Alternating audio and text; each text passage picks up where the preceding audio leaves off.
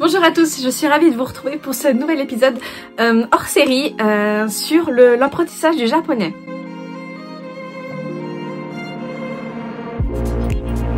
J'ai décidé de diviser cette vidéo en deux parties. La première partie que je vais poster là tout de suite après avoir filmé sur mon parcours en tant qu'apprenante de japonais. Et la deuxième partie, ce sera une réponse à vos questions sur l'apprentissage du japonais en fait. Parce que j'ai essayé de tourner au moins 5 ou 6 fois en vous parlant de choses et d'autres concernant l'apprentissage du japonais. Et en fait si j'ai pas de ligne directrice, c'est très compliqué pour moi de répondre. Donc je vous laisse à vos questions. Sur cet épisode en commentaire, vous me listez toutes vos questions et moi j'y répondrai dans une deuxième vidéo. Je pense que c'est plus simple pour tout le monde et surtout pour moi pour m'y retrouver. Donc mon parcours, je vais vous parler de mon parcours en tant qu'apprenante en sachant que j'ai 34 ans, j'ai eu mon bac en 2008 et je vous parle d'un temps que les moins de 20 ans, je rigole, mais à mon époque entre guillemets l'accès au japonais était beaucoup plus restreint qu'il ne l'est maintenant. Alors tout commence en 2003, donc j'avais 13 ans, après le visionnage du film Le Dernier Samouraï, je suis tombée complètement amoureuse et de Watanabe Ken, qui est la co-star avec Tom Cruise, et du japonais. J'ai poncé ce film, j'ai dû le voir au moins 250 fois, j'écoute encore la BO au moins une fois par jour. C'est ma musique doudou, des fois je m'endors avec et tout ça. Ce film, c'est vraiment le point d'ancrage de mon amour pour le Japon et pour le japonais. Ça n'a pas été les mangas comme beaucoup, moi c'est venu un peu plus tard, notamment quand j'étais au lycée. Donc en 2003 je découvre le japonais, j'adore la musicalité de la langue, la façon dont elle s'écrit, la façon dont elle se parle, les intonations et tout ça. J'aime beaucoup aussi toute la culture autour, l'histoire et tout ça, donc je tombe complètement dedans. Et donc à l'époque j'arrive à trouver un site internet qui s'appelle Osiris, je crois, sur lequel on pouvait commencer à apprendre les caractères, les kanji, les caractères d'origine chinoise. Et je m'amuse avec un coton-tige et du mercurochrome à faire de la pseudo-calligraphie sur des feuilles un peu beauf, à recopier les signes, pas dans le bon ordre de trait. Enfin, c'était très artisanal mais je commence petit à petit à me familiariser avec la langue. Et arrivée au lycée, en fait, moi j'étais censée aller au lycée à Saint-Malo. Il n'y avait pas de lycée proche de chez moi pour apprendre le japonais. Il y avait un lycée, je crois, du côté de Vannes, et le reste, je crois qu'il fallait plutôt monter sur Paris ou Nantes ou des choses comme ça. Moi, concrètement, à 16 ans, enfin 15 ans et demi, c'était hors de question de quitter ma maison. Déjà, prendre le bus pour traverser le barrage de la Rance pour aller au lycée, c'était un gros effort à me demander.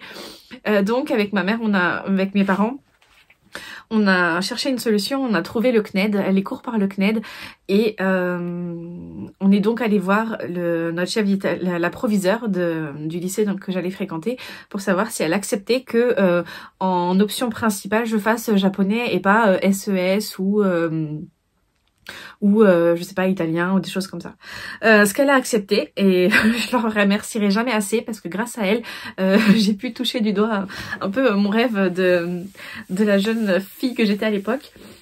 Et alors le CNED, il faut savoir que le CNED, c'est donc de l'apprentissage en tout seul.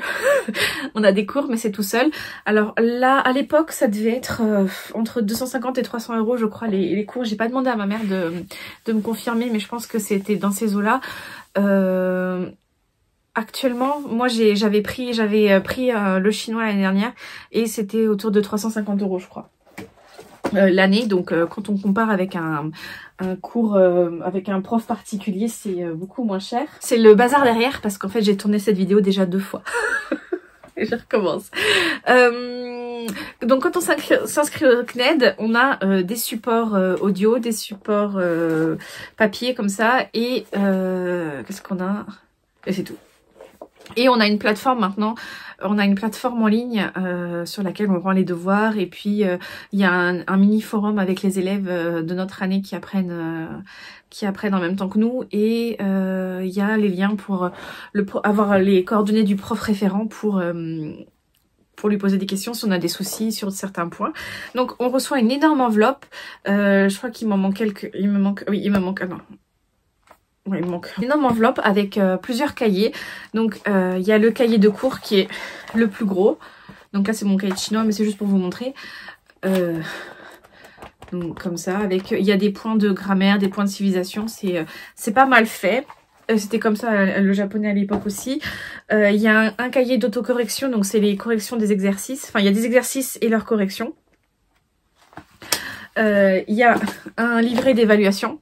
Moi, je n'ai jamais triché pour le japonais parce que j'aimais tellement ça que c'était vraiment très important pour moi de faire ça dans les règles de l'art entre guillemets. Et je me suis déjà pris des cartons entre guillemets. Je crois que j'ai déjà eu 13 sur 20 en japonais. Hein.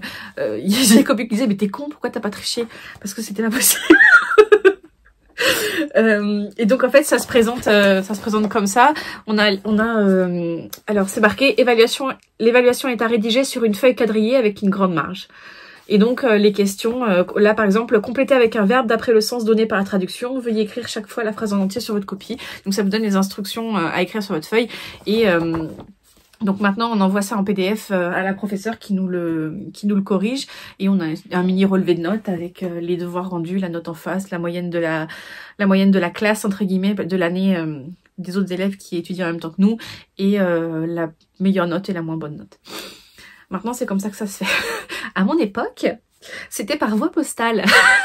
Je postais mon devoir, la professeure me le renvoyait. Et pareil, en audio, là, on peut faire avec le dictaphone de l'iPhone. Moi, en 2006, 2007, 2008, il fallait... je faisais ça sur un dictaphone, mais cassettes. Et j'envoyais des cassettes, en fait, à ma prof. C'est plus du tout la même chose maintenant.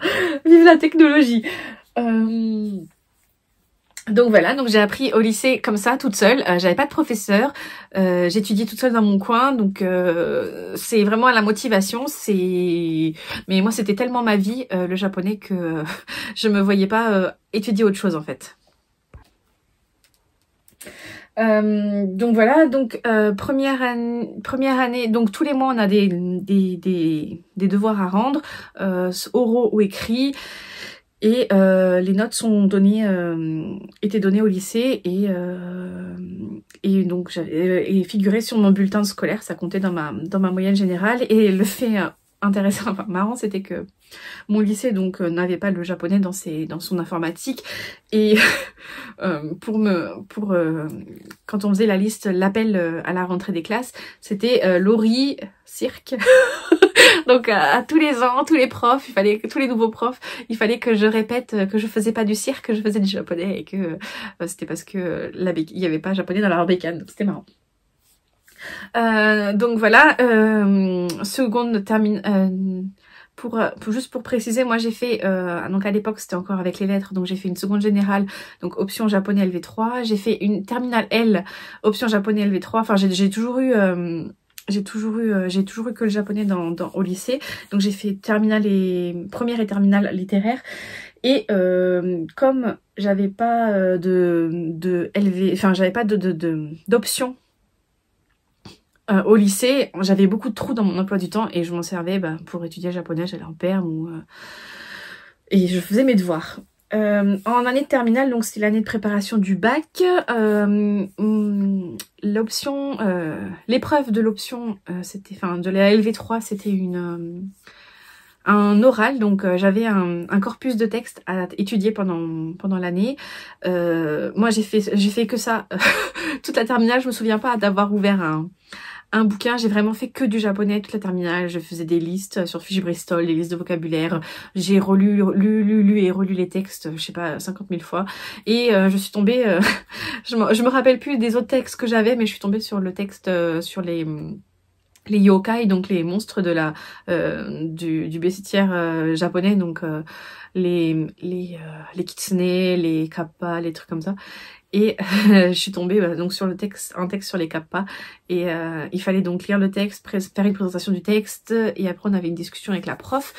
Pour passer mon épreuve, moi je suis allée jusqu'à Vannes avec mon père parce que plus proche il n'y avait pas.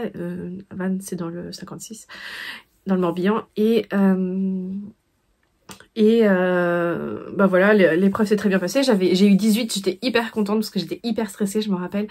Voilà, j'ai eu mon bac avec mention très bien et tout ça. Enfin non, j'ai eu mon bac avec mention, c'était très bien. Mais j'ai pas eu mention très bien. J'aurais bien aimé, mais non, j'ai eu mention bien, je crois. Et donc voilà, j'étais très contente. Et s'est posé la question de l'orientation post-bac. Et quand j'étais allée voir la conseillère d'orientation, mon projet c'était soit d'être traductrice de manga ou d'animé, de choses comme ça, travailler dans un éditeur ou une société de production, des choses comme ça pour faire de la traduction. Ou j'avais vu, je sais plus si c'était une série ou un film où il y avait une interprète à l'ONU et je me voyais interprète à l'ONU. Quand je suis allée voir la conseillère d'orientation, elle m'a dit que les métiers de l'interprétariat c'était bouché, notamment dans les langues, dans la langue que je voulais. Elle me conseillait plutôt de lier le japonais avec une autre spécialité. Faut savoir que moi je me voyais pas du tout, enfin j'avais pas fait ES justement parce que je voulais pas faire de commerce, de trucs comme ça, et je me voyais vraiment faire que de la langue pure, mais je voulais pas faire ni de l'enseignement ni de la recherche parce que je voulais pratiquer la langue et pas l'enseigner. Et donc, fortement désappointée, n'est-ce pas? Je suis allée au salon de l'étudiant à Rennes. D'ailleurs, je le conseille pour les parents qui ont des enfants qui savent pas trop ce qu'ils veulent faire de leur vie. Parfois, ça aide de rencontrer, d'aller sur les stands des établissements, de discuter avec des élèves qui y sont. Moi, ça a été mon cas. Alors, je me suis rabattue sur une LEA, donc langue étrangère appliquée, en japonais. Je me suis dit que, voilà, à défaut de pouvoir d'aller en une école, enfin de faire de la traduction, je pouvais, je sais pas, faire une LEA et puis faire un master après, je sais pas, commerce, des trucs comme ça. Et donc je suis allée sur le stand de Rennes 2, de l'université de Rennes 2. Attendez, je vais allumer la lumière parce que c'est un peu sombre. Donc je suis allée sur le stand de l'université de Rennes 2 et donc il y avait une dame à qui j'expose mon projet. Voilà, moi je fais du japonais depuis 3 ans et je voudrais intégrer la LEA en septembre. Et cette brave dame me dit bah non, vous pouvez pas. La LEA c'est pour les niveaux débutants. Si vous vous inscrivez en LEA, vous allez fausser le niveau de la classe et tout ça. Donc bon, bah, pas de LEA pour Laurie. Donc je déambulais dans les allées et je suis tombée par hasard sur l'école que j'ai intégrée par la suite qui s'appelle maintenant l'EMBA Isuga. C'est une école de commerce spécialisée dans le commerce, enfin dans le... j'arrête de bouger, dans le commerce Europe-Asie et donc j'ai échangé avec les étudiants. C'était la première année en plus qu'ils recevaient des post-bac, donc c'était parfait pour moi. On a discuté avec les étudiants, c'était vraiment sympa et tout. J'ai pris de la doc et puis en rentrant à la maison, on s'est renseigné sur l'école et tout ça. Et il se trouve que bah, pour moi c'était la meilleure option parce que ça me permettait d'allier le japonais parce que on avait tous les jours des cours de langue, donc soit japonais soit chinois à l'époque. Maintenant ils ont ajouté le coréen et ensuite l'après-midi on avait des cours sur des thèmes, par exemple je sais pas, on avait finance et donc toute l'après-midi on rédigeait des bilans de trucs. On faisait des budgets pour des salons, des trucs, enfin bref. Et donc pour moi c'était le compromis rêvé entre ma soif d'apprendre le japonais et le fait de me préparer à avoir un métier derrière. Pendant que donc avant les épreuves du bac, j'ai fait les portes ouvertes de l'école, j'ai fait un entretien, donc j'ai soumis mon dossier, j'ai fait un entretien. Et il faut savoir que cette école, c'est une école privée, une école payante, donc je crois que c'est entre 3 500 et 5 000 € l'année. Et donc bah moi j'ai financé avec un prêt étudiant, hein, comme beaucoup d'élèves. Et mais c'est à prévoir si ce genre d'établissement ça vous intéresse. Malheureusement. Et donc après le bac, en septembre, j'ai intégré, donc j'ai déménagé à Quimper, enfin j'ai emménagé à Quimper et j'ai intégré l'école.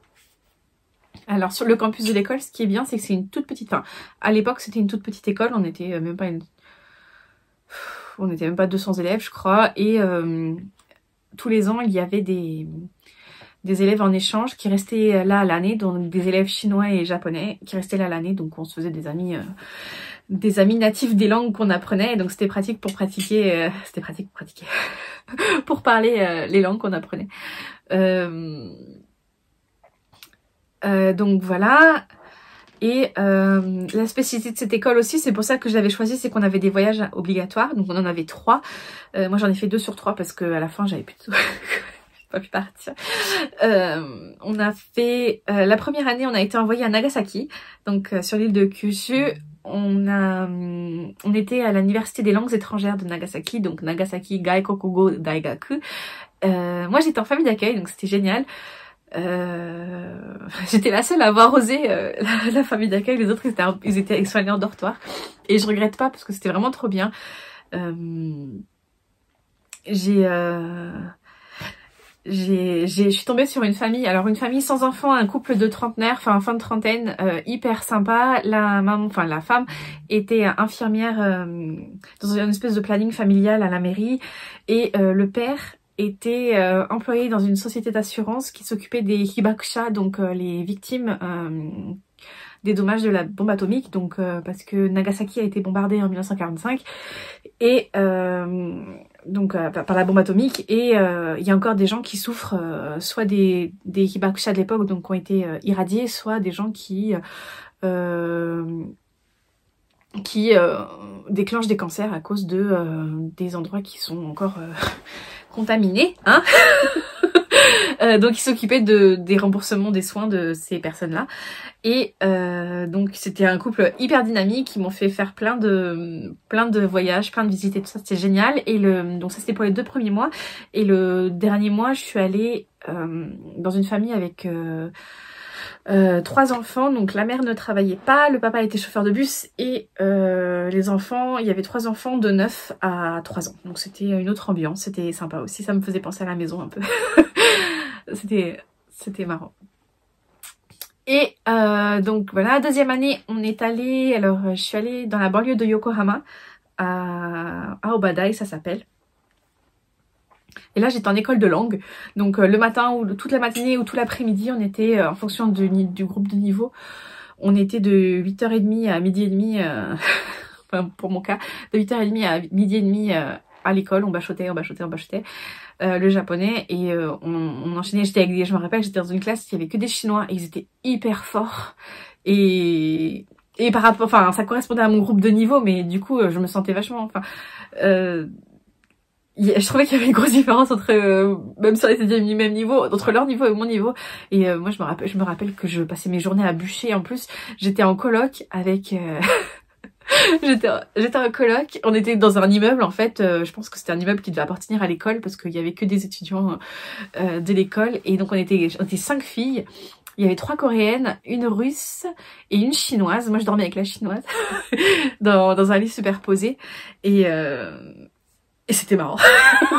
La vie en coloc, je suis pas du tout, c'est pas du tout mon caractère de vie en coloc, mais bizarrement ça s'était très bien passé. Ce qui a été sympa à l'école, c'était que comme j'avais toutes mes après-midi libres, je vadrouillais, enfin je pouvais bosser, et puis je pouvais aller me promener après l'après-midi tranquillement, ou en soirée, passer les soirées avec ma copine qui était avec moi au Padai. Et le dernier voyage, j'aurais dû aller à Kyushu, donc encore sur l'île de Kyushu, mais je n'y suis pas allée parce que voilà. Donc voilà, j'ai été diplômée en 2012, et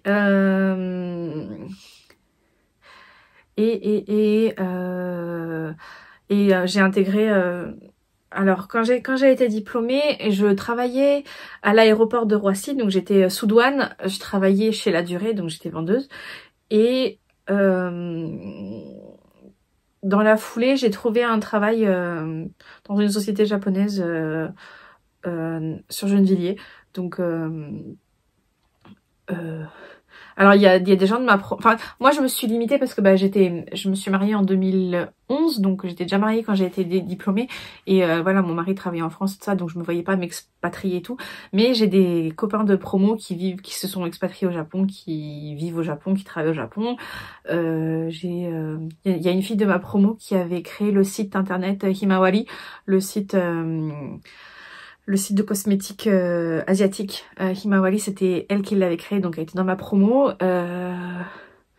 Il y avait qui d'autre?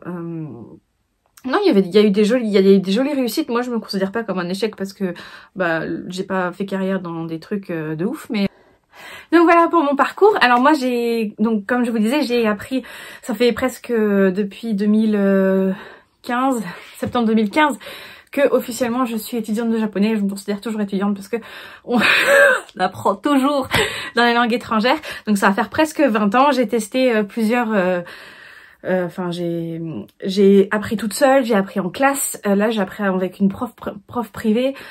J'ai quand même un peu d'expérience et de l'apprentissage et de l'enseignement parce que quand j'étais au lycée, j'enseignais ce que j'apprenais à des copines qui, elles, ne pouvaient pas se payer le CNED, donc je faisais des cours. J'avais réussi à avoir une salle et je donnais des cours et j'adorais ça. Et là, j'enseigne le japonais à mes enfants. Avec mon mari, mais comme c'est moi qui suis plus souvent à la maison, c'est moi qui enseigne. Donc, si vous avez des questions sur l'apprentissage japonais, si vous voulez des précisions sur des choses, si vous voulez des conseils, si vous avez... là, j'ai posté aussi une story sur Instagram pour avoir vos questions, pour les lister. Si vous avez... des questions n'importe, des demandes de précision, vous pouvez m'envoyer vos questions soit par mail à lori.matsusagi@gmail.com ou en commentaire de cette vidéo, ou si vous avez des questions un peu plus précises sur le japonais, des choses que vous comprenez pas, n'hésitez pas à m'envoyer un message aussi si je peux vous aider. Par contre, je fais pas de traduction de patron, de trucs comme ça, parce que ça me prend trop de temps et que c'est un peu trop spécifique sur ce genre de choses. Donc s'il vous plaît, ne m'envoyez pas vos PDF de patron en japonais. Pour l'instant, c'est pas possible. Voilà. Donc sur ce, moi j'attends vos questions pour faire la partie 2. Je vous embrasse et je vous dis à bientôt. Bye bye.